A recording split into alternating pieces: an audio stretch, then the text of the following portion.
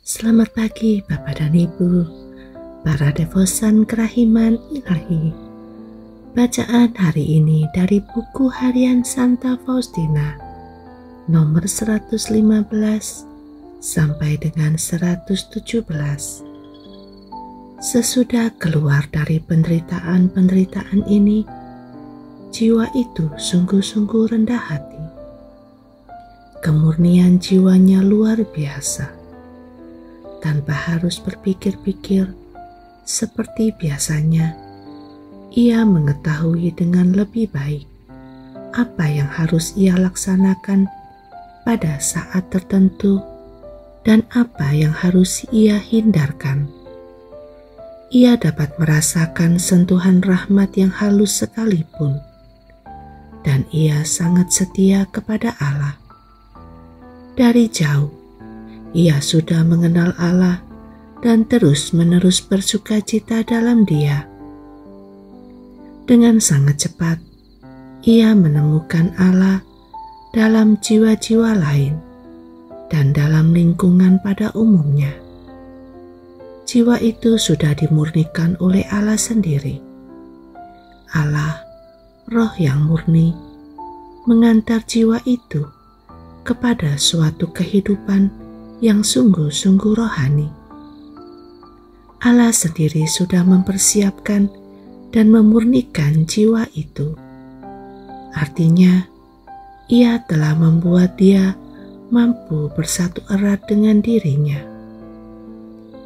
Dalam penyerahan diri penuh cinta, jiwa itu bersatu dengan Tuhan secara rohani.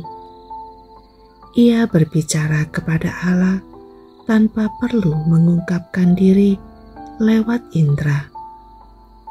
Allah memenuhi dia dengan terangnya. Budi yang telah diterangi dapat melihat dengan jelas dan dapat membedakan berbagai tingkat kehidupan rohani. Ia menyadari keadaan itu ketika kesatuannya dengan Allah belum sempurna. Di sana indera terlibat, dan dengan salah satu cara roh berpaut pada indera, bergairah, bersemangat, yakin, tetapi belum sempurna. Masih ada kesatuan yang lebih tinggi dan lebih sempurna dengan Allah, yakni kesatuan intelektual. Di sini jiwa lebih terbebas dari ilusi. Hidup rohaninya lebih murni dan lebih mendalam. Dalam suatu kehidupan di mana indera terlibat, bahaya ilusi lebih besar, baik bagi jiwa maupun bagi Bapak pengakuan. Kewaspadaan harus memainkan peran yang lebih besar. Ada saat-saat ketika Allah mengantar jiwa itu kepada suatu keadaan yang murni rohani. Semua indera memudar dan tampak sudah mati. Jiwa sangat erat bersatu dengan Allah. Ia tenggelam dalam kealahan. Pengetahuannya lengkap dan sempurna, tidak sporadis seperti sebelumnya, tetapi total dan mutlak.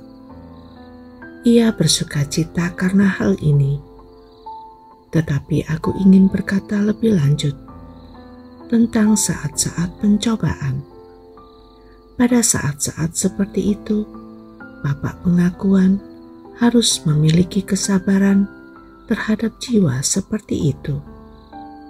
Dan jiwa itu harus memiliki kesabaran yang bahkan lebih besar terhadap dirinya sendiri. Yesusku, Engkau tahu apa yang dialami jiwaku ketika mengenang penderitaan-penderitaan ini. Aku sudah sering merasa kagum bahwa para malaikat dan para kudus menjaga ketenangan mereka ketika melihat suatu jiwa sedang menderita seperti itu. Sungguh mereka memiliki cinta istimewa bagi kita pada saat-saat seperti itu. Sudah sering jiwa berteriak kepada Allah, seperti seorang anak kecil yang berteriak keras-keras ketika ibunya menutupi wajahnya dan ia tidak dapat mengenalinya. Oh Yesusku, hormat dan kemuliaan bagimu karena ujian-ujian cinta ini. Sungguh besar dan tak terselami kerahiman-Mu. Semuanya, oh Tuhan, yang Kau inginkan bagi jiwaku, teresapilah oleh kerahiman-Mu. Di sini, aku ingin menyebutkan bahwa mereka yang tinggal bersama orang seperti itu hendaknya tidak menambah penderitaan-penderitaan lahiriah. Sebab, sungguh barangkali piala jiwa itu sudah penuh, dan tetes yang kita tambahkan merupakan satu tetes yang berlebih, sehingga piala kepahitan akan meluap. Dan siapa yang akan bertanggung jawab atas jiwa seperti itu? Marilah kita waspada, jangan sampai menambah penderitaan orang lain, sebab hal itu tidak berkenan di hati Allah. Apabila para suster atau para superior tahu atau bahkan menangkap isyarat bahwa suatu jiwa sedang mengalami cobaan-cobaan seperti itu, dan mereka toh masih menambahkan penderitaan-penderitaan lain, kiranya mereka berdosa berat dan Allah sendiri akan menuntut pertanggungjawaban dari mereka atas nama jiwa seperti itu. Di sini aku tidak berbicara tentang hal-hal yang sedari hakikatnya dosa, tetapi tentang hal-hal yang dalam situasi tertentu dapat menjadi dosa. Marilah kita sendiri waspada, jangan sampai kita menimpakan beban jiwa-jiwa seperti itu pada hati nurani kita. Ini adalah suatu kekurangan besar dan umum dalam kehidupan membiara, yakni bahwa kalau orang melihat suatu jiwa sedang menderita, ia selalu ingin menambahkan penderitaan yang bahkan lebih berat.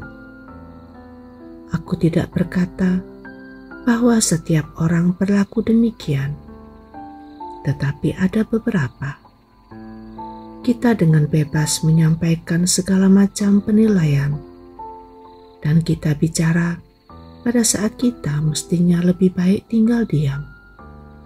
Yesus, Engkau andalanku.